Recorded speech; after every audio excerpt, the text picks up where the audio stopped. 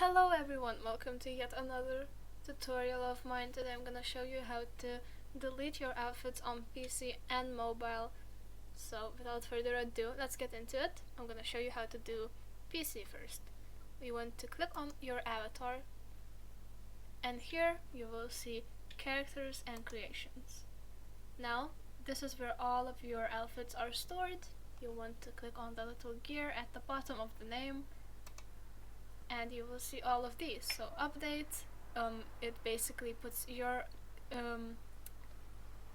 current outfit onto the saved one.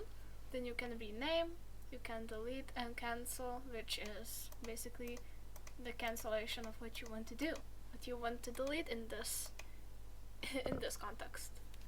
And that's how you do it.